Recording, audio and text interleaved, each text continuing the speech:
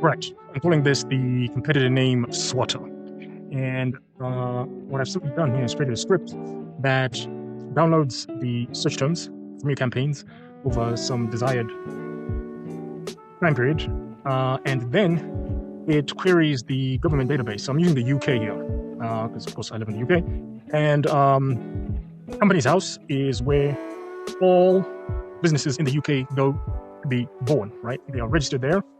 So I take all these search terms against that database, and let me show you what happens. Once I run it, let's actually do a quick preview. Go to the logs. You see it pulls in some inputs. Because once again, I've used a Google Sheet as your control center. Pretty obvious what you need to do in there. And then as you can see, it starts going through the search terms one by one, and it's querying the UK government's database of registered businesses. And wherever it finds a match in that database with the search term, it will return a result and a link to the government database where you can dive in deeper if you so wish. So this is only version 0 of the script. So far, it just outputs all the results to a Google Sheet. And then you can then copy and paste the names, the terms over to your negative keyword list. In further iterations, we'll start making it a little bit smarter, maybe give it a little bit of cognition by leveraging the OpenAI API, Anthropic API, whatever, and ultimately have it always running in the background and swatting those data terms like the flies I'm trying to get rid of here. Alrighty, it has finished running. So if we go here, the raw data, you'll see everything that's been downloaded. But if we go over into the potential terms that have been identified, here is the list. So if we pick one, for example, you see here, Blue Raven, whatever that is. I come to the link, I click on it, and that will take me to the government database.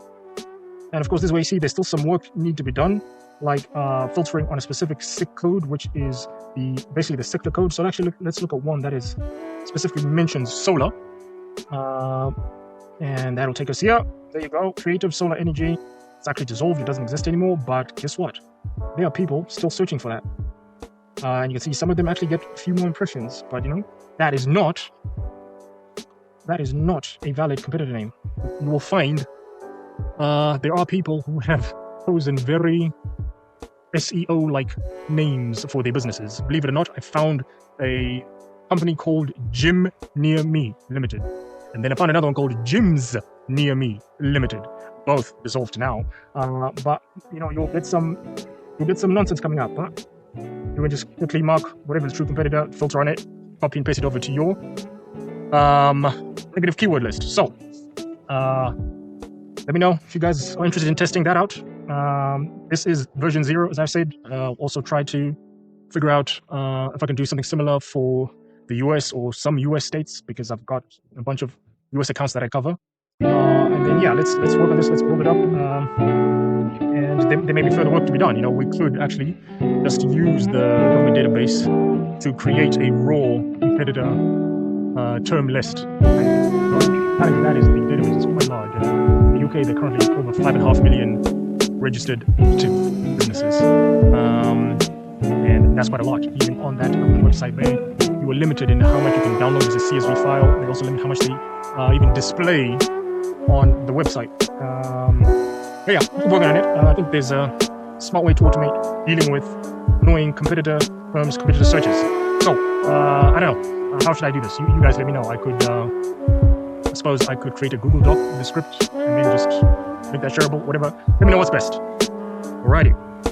I have to jump on a flight to Amsterdam in a couple of hours from Zimbabwe to have dinner with Mike Rhodes and Bob Meyer.